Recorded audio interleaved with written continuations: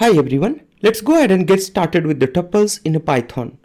Tuples is similar to a list, but there is just one difference. Tuple is immutable. That means once you have created a tuple, you cannot change a tuple. And there are a few other things where tuple is different, but moreover it's like a list there. So the tuple can have a multiple type of the data together inside a single tuple. For example, let's say if I define a equal to inside a round bracket, then it becomes here a tuple. Do you remember earlier we used square bracket? That was the list. Now it's tuple. There I say here apple, then I say here a cherry, and then I say there the banana. Alright, so the a variable a is now tuple. You can check the type of the variable a by typing there type a, which is tuple there. And this tuple is also ordered item. Tuple is also ordered data type like the list. That means once you have created a tuple, then the order of these items will not change in the tuple like a list. Alright, let's go ahead and see whether tuple allows duplicate or not. And let's see whether we can change this tuple or not. The one thing, do you see there that A0 is apple there, but suppose that if you want to change this A0 with something, let's say the 0 number, it will throw the error because the tuple object does not support the item assignment. That's mean this is immutable. Alright, so you can only read the tuple, but you cannot modify the tuple.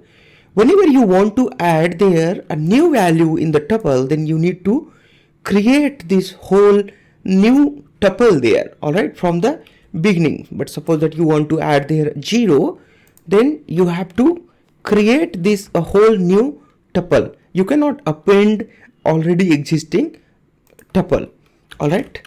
You can also get the length of the tuple, something like that. Earlier we had the tuple which has the length of 3 there. Alright, perfect. You can create a mixed data type of for the tuple as well. For example, let's say you can do like we have a 0, then 0.1. That's when we have an integer, a float value, and then we have here a string value, and then finally we have here a boolean value, and then we have here list as well. Alright, something like this. So you can create a tuple like this as well. So the tuple can take any type of the data inside this tuple. Alright, but suppose that there is a given condition where you have a very large tuple, but you are asked to modify the tuple. Alright, so one way to assign a new value to a variable as a tuple, the another way you can convert this tuple into a list, and then you can modify the list, and then again you can convert it back to the tuple. Suppose that if I ask you to add here a number 10, 11 and 12 in this tuple, obviously we cannot add in this tuple, but what we can do here, we can do something like this, b equal to list of a. Now this tuple got converted into list, and then I can do here append. In a previous lecture we had seen there were many methods to add the items into the list there. Alright, so I'm just gonna add here 11 and then b dot append 12. Alright, let's go ahead and see here what happens with the b. Now you see there, these were tuples item, and these are the additional items which I just added here in these two lines. Let's go ahead and convert back this b into a. So you can simply do like this, a equal to, we are talking about the tuple here, a equal to tuple of b. Let's go ahead and run this and then see a. Alright, earlier you saw a was like 0, 0.1, string true, 123 and 3.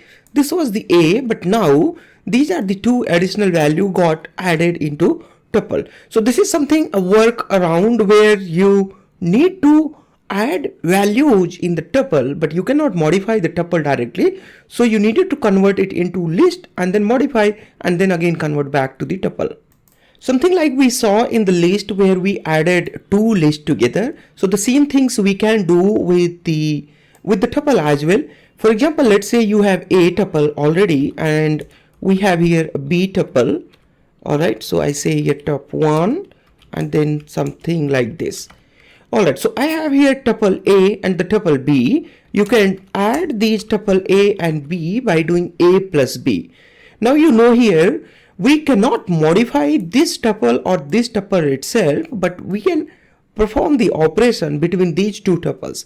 So as we added these two tuples together, after this 12 value, the value of tuple b will get added here, and then you can assign this into a new variable known as a c. So c will have values present into a tuple and b tuple. All right. You can also use the multiplication methods with the tuple as well. Suppose that you have a b tuple and you just multiply it by 2 and then you see what happens. The tuple b will get replaced by 2 times of its original length. All right, so we had here tup1 1 2 3, tup1 1 2 3. At the same time, if you do here a 3, you will see there a 3 time replacement will happen. So this multiplication doesn't work like you are multiplying a number with the another number. It's like creating a number of copies. So as you do here these multiplications, a 3, that means a 3 copies will be created for a tuple b. All right, this is all about in this lecture. Thanks a lot for watching. I'll see you in next one.